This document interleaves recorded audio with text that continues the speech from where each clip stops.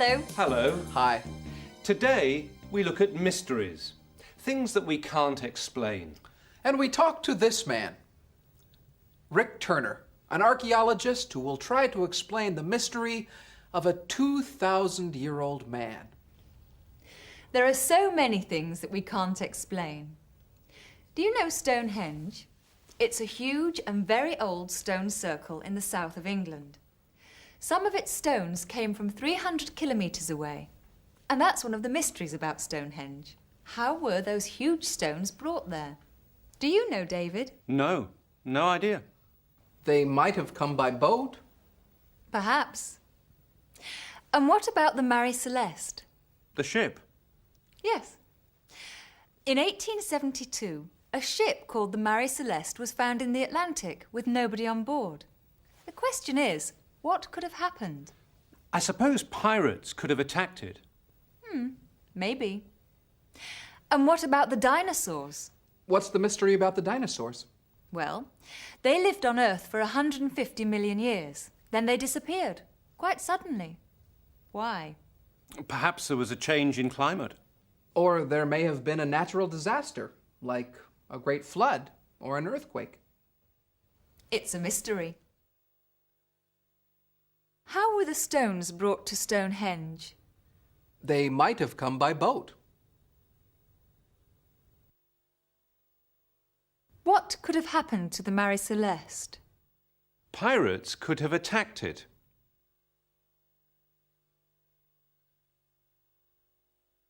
And what happened to the dinosaurs? There may have been a natural disaster.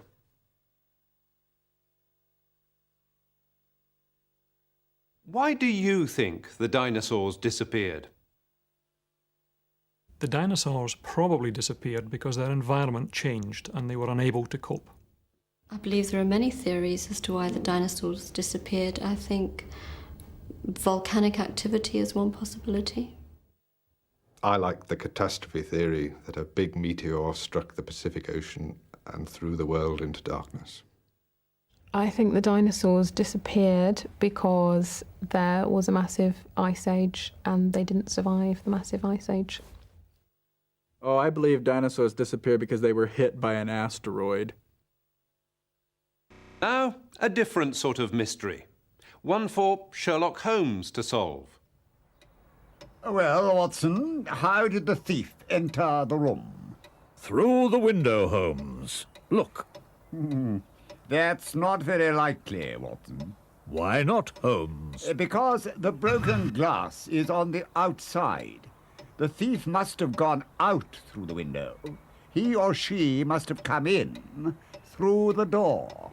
Holmes, you're brilliant. Not really, Watson. Just intelligent. Come on, let's go and find our thief.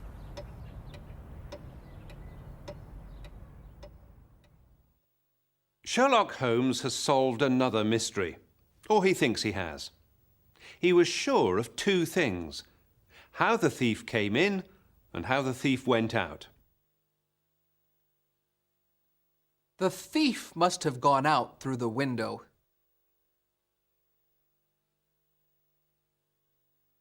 He or she must have come in through the door.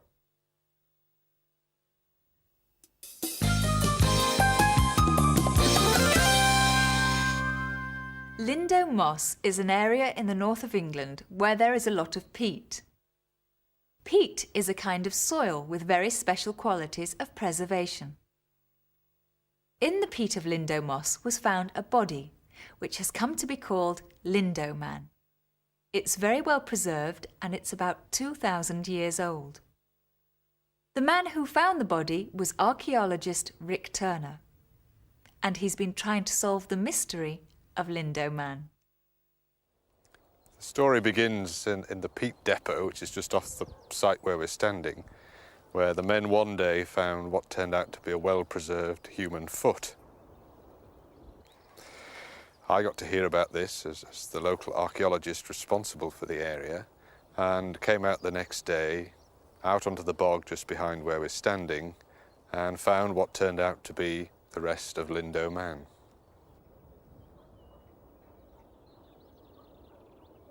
We came here, and what we excavated was the peat in which the body lay. We didn't, at that stage, want to uncover the body. So when we came here, we actually lifted a block of peat, and we weren't exactly certain of what might have been in there.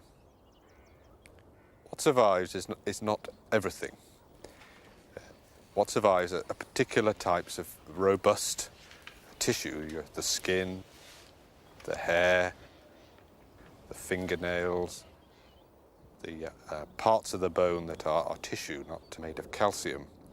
So you only have a percentage of the body surviving. But they're the types of body which, under other circumstances, you would not normally find. And as a result, you can tell all sorts of things about the body that in other circumstances you would not be able to do. We could see exactly what he looked like, the fact he was bearded, the fact his hair was neatly trimmed, perhaps with a form of shears rather than scissors. It was before scissors were invented. We found evidence of the stomach, and the remains in the stomach tells us what he might have eaten for his last meal or his last 2 meals, so we could reconstruct that very accurately. From the evidence, can we tell how Lindow Man might have died? The evidence for how Lindow Man died is very clear, and you can reconstruct the events quite closely. What seems to have happened first is that from the 2 fractures that we found on the top of the head, it seems that he might have been hit by an axe or a weapon of some sort that certainly made him unconscious and perhaps killed him. Not happy with that, the people responsible then tied a strong cord around the neck, tied it at the back of the neck, perhaps inserted a stick through the cord, twisted the stick until the neck was broken and the breathing cut off. Finally, from the evidence of a cut underneath the neck, we think he might have been bled, and the blood would have poured forth from the body onto the ground. So we have a very complicated and perhaps ritualistic death. What a way to die. What was it? They hit him on the head, strangled him, then cut his throat? As Rick said, it was a complicated and perhaps a ritualistic killing. But isn't it amazing how much they can discover from their research? Yes, it is. And they found out a lot about how he might have lived as well as how he might have died. So who was Lindow Man? And why was he killed? From all the evidence we've been able to gather from the scientific analyses and the detailed tests and the studies we've made, we can begin to build a picture of who Lindow Man was, how he lived, and how he died. He was a man, we know that for certain. He was perhaps 25, likely to be of medium build. He must have been someone who didn't work in the fields to the end of his life. He had beautifully smooth fingernails. He might have been a bard or perhaps a warrior or even a priest. He might have been the victim of an attack. Someone might have killed him and chose to bury him in a peat bog, so the evidence would never be found. It's just possible he might have died in some accidental way, and the wounds were caused by a variety of other incidents, attacked by foxes or something of that sort. Or, given the very complicated nature of how he died, the fact he was naked when buried, you might try to explain it as some form of ritual. But there are many forms of ritual, and you've got, therefore, to take the evidence further. Perhaps the ritual is religious. It might have been a civil execution, perhaps for some form of crime, or perhaps a prisoner who was being killed. So from the evidence we have, you can build a wide variety of explanations. Our job is to try and weigh that evidence and suggest which is the most likely. Rick is certain that they found the body of a man. Other things are less certain, but we can make deductions from the evidence. Deductions like these. Lindow Man had very smooth fingernails, so He can't have worked in the fields. His nails were too perfect. He can't have worked with his hands. He must have worked with his head. So, what could he have been? Well, he might have been a poet. Who knows? He may have been a warrior, a soldier of some sort. He could have been a priest, sacrificed by other priests. There are many possible explanations for why Lindow Man died, but which theory does Rick prefer? First of all, he must decide what date he might have died. We think it's most likely that he was Iron Age or died just after the Romans had invaded.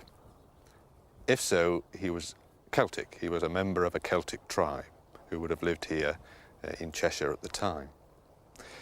The Celts had a priestly class called the Druids, and we know from classical descriptions that the Druids indulged in human sacrifice. Lindow Man, therefore, might be the results of one of these sacrifices. As this phenomenon occurs widely over Europe at this particular time, I think we've got to look at some sort of religious practice that leads to these bodies being found in the peat bogs, not only here, but in countries like Germany, Denmark and Holland. So, now we know what happened to Lindow Man. Well, we know what might have happened to him. He might have been a human sacrifice. Yes, part of a religious ritual or ceremony. Well, that's all from us. But let's leave the last word to Rick Turner. We can reconstruct his appearance very accurately. We have a face from the past that we can look at and see that perhaps the past is not so far from our present time, that he looks much as you and I do, and he would have been walking here around 2,000 years ago. He almost certainly comes from the local area. Why he came to be in the bog is the mystery that everyone can speculate about.